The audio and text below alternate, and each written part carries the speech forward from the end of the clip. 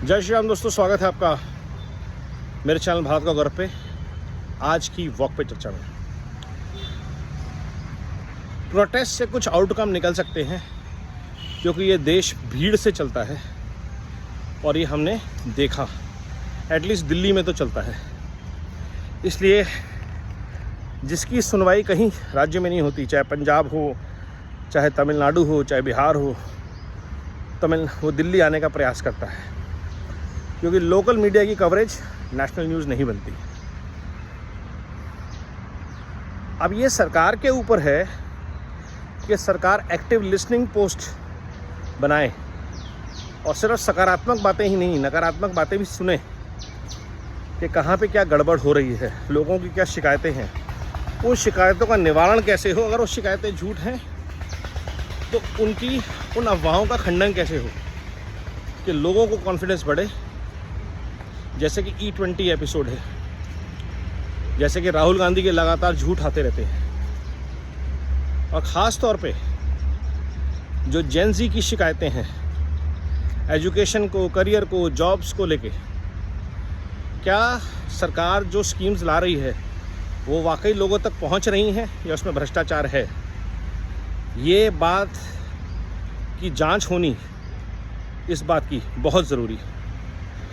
क्या हम इतनी स्कीम्स ला पा रहे हैं, इतनी सिस्टम्स बना पा रहे हैं कि हम जो हमारे 2 करोड़ लोग हर साल स्ट्रीम्स में जुड़ रहे हैं उनके लिए इंतज़ाम कर पा रहे हैं? ये जानना, ये समझना बहुत ज़रूरी है, क्योंकि 125 करोड़ से मोदी जी शुरू हुए थे और 150 करोड़ देशवासी हैं आज। 25 करोड़ लोग पिछले 12-15 साल में बढ़ गए।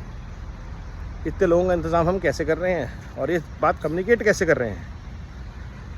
स्कूल, कॉलेज, यूनिवर्सिटी डबल बढ़े, शायद चौगुना स्पीड में बढ़ने चाहिए, उसका क्या प्लान है?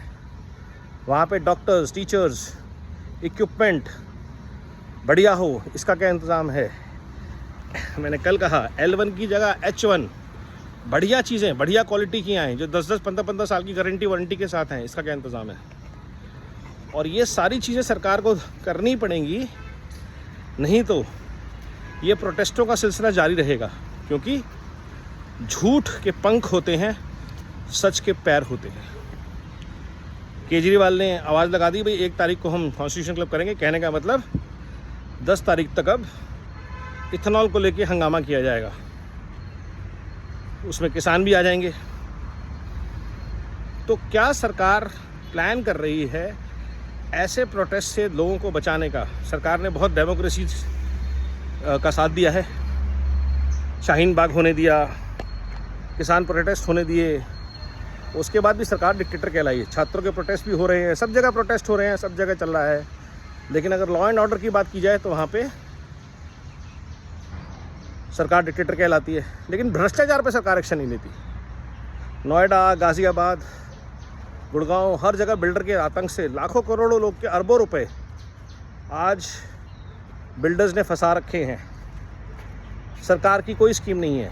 अब सोचिए, अगर दिल्ली NCR के 50 लाख लोग जिन्होंने घर खरीदे हुए उनको नहीं मिल पा रहे घर, या उससे प्रॉमिस्ड सुविधाएं नहीं मिल पा रही, वो जंतर मंतर पे आ जाए। तो सरकार का सबसे इम्पॉर्टेंट चीज़, जैसे नंदन नीलकंठ जी एजुकेशन के लिए कर रहे हैं, क्या ऐसा गवर्नेंस का सिस्टम बन सकता है जिसमें एस्केलेशन मैट्रिक्स प्रॉपर हो, और जिस लेवल पे कोई इशू हैंडल नहीं हो रहा वहाँ पे तुरंत कार्रवाई हो, चाहे वो नोएडा अथॉरिटी हो, चाहे वो सड़कें बनाने वाली PWD हो, चाहे वो कूड़ा साफ़ करने वाली MCD हो। जिस अफसर की जिम्मेदारी तय की गई उसने अगर टाइम पे काम नहीं किया तो उसके ऊपर गाज गिरनी चाहिए, नौकरी जानी चाहिए। क्योंकि सरकारी नौकरी सबसे बड़ा इंसेंटिव अगर है तो सबसे बड़ा भय भी होना चाहिए कि आपकी ज़िंदगी बर्बाद हो सकती है सरकारी नौकरी में। ऐसा कुछ प्रयास हो कि रिस्पॉन्सिबिलिटी, अकाउंटेबिलिटी इस्टेब्लिश हो और डिलीवरेबल्स इस्टेब्लिश हो, और नहीं तो ये प्रोटेस्ट किसी ना किसी इश्यूज़ पे चलते ही रहेंगे और सरकार हमेशा अर्जेंट और फायर फाइटिंग मोड में ही रहेगी, पॉपुलिस्ट मोड में ही रहेगी, क्योंकि इलेक्शन भी चलते रहेंगे।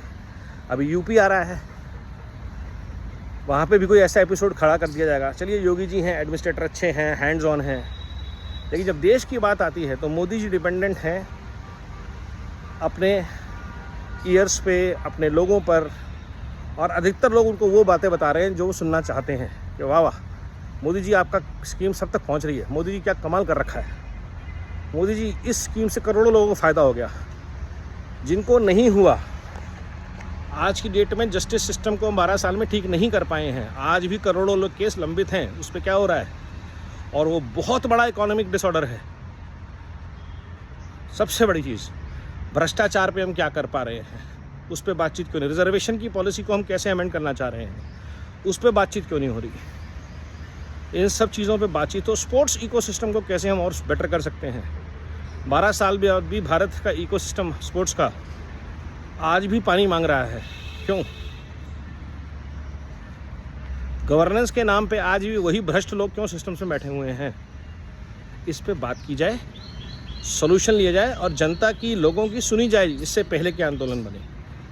यही निवेदन मोदी जी से, भारत सरकार से, केंद्र प्रदेशों से, प्रदेशों की सरकारों से। नमो भारत, वंदे मातरम, जय हिंद।